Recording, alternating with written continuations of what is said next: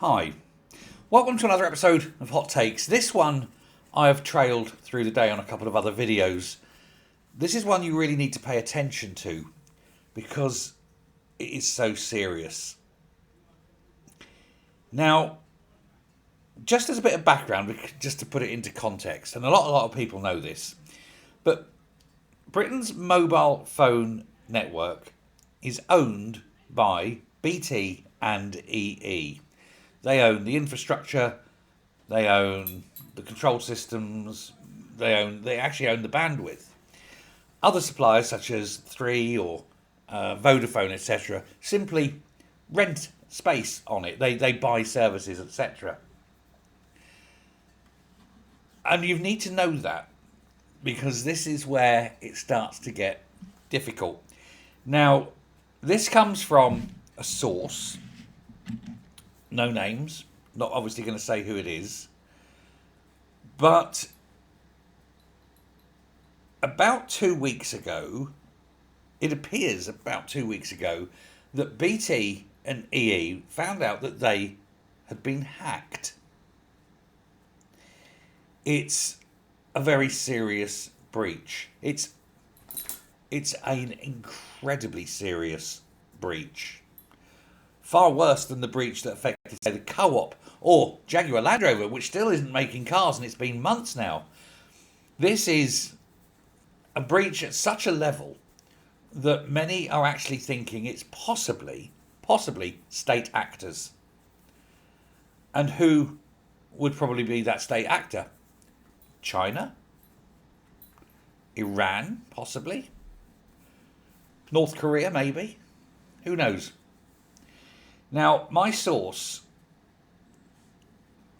I've got to be careful. I don't want to give anything that will identify. Let's just say that this story comes from a very senior person within BT and leave it at that. And you won't see this story anywhere in the mainstream media because I think the government will want this to be kept secret as well. But I don't care. They haven't told me not to release it, so what the hell? This security breach happened and they were unaware of it. BT and EE were unaware of it for maybe 2 months. The breach allowed hackers to get in and do something. They didn't destroy like they did with Jaguar. They stole. What the hackers have done is they have stolen the entire source code for the BT-EE mobile network in Britain. If you've got any idea of how serious this is, you'll be going and clutching your pearls. If you don't have any idea of how serious this is, go and buy some pearls because you're going to need to get ready to clutch them. All of it, the entire source code has gone. It's been stolen. Now, apparently BT and EE, they're scrambling to rewrite a lot of this source code, changing certain things. It's taking a long time.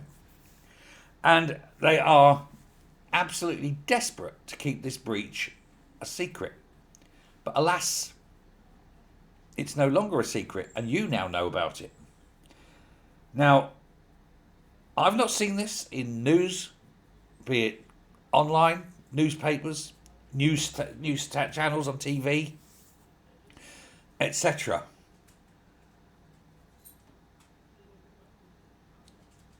To be as vague as possible and to keep it secret is going to be very hard. But that's what they're trying to do. The trouble is, they always say that 3 can keep a secret when 2 of them are dead. Unfortunately, it seems to have been leaked. How serious am I? I keep talking about these serious implications. How serious are they? Well, imagine they have got the source code. They now understand and know what the encryption keys are. Means they can unencrypt everything. Mobile banking, stocks and shares. Imagine what this means for digital ID that you'd be keeping on your phone on their network. that someone else now has the encryption keys for. Just imagine how serious that is. Nothing on your phone is now secure. Potentially every single mobile device in Britain, or any single computer that uses the mobile network for connectivity, is now at risk of being hacked, breached, your identity taken, your banking, money's sucked dry, everything. And the government have kept this very, very quiet because they don't want to panic anyone. They also don't want to make it public because it seems, as I say, it may well be the work of a state agency, Chinese, the Chinese state perhaps, the same Chinese state that want to build this super embassy right on top of an information hub that sends everything in and out of the city in terms of stocks and shares, and has also links through Whitehall and the British government. They want to build their embassy right on top of that. Makes you wonder why, doesn't it? And of course, if they've got the codes and the encryption, well, work of a moment to unencrypt very secure information. Who done this? When was it done? Who, for what purpose? Who knows? Best case scenario, it's some teenage hacker who's gone, oh, look what I've got. Medium case, it's criminals who will then hold you at a ransom and say, pay us $1 billion.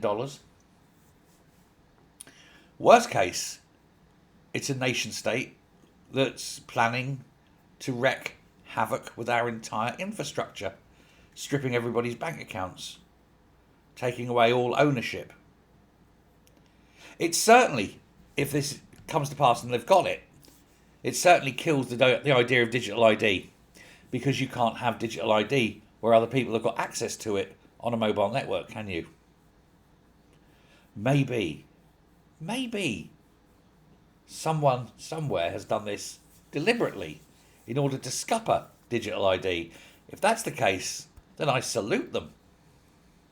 But in any other case, no, they're criminals, and it's possibly the prelude to war. Imagine if it turned out it was Japan. Oh, sorry, it was Japan. It was China. What would this government do? Well, probably thank them and kowtow and kiss their ass. But what would any normal government do? What if it was Iran? What would they do? What if it was North Korea? This is the sort of attack that could be seen as warfare.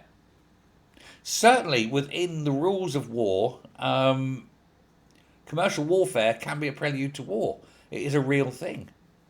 This is stunning. And you won't see anything anywhere. But if it's true, who's going to do anything about it? It's frightening, isn't it? Let me know what you think.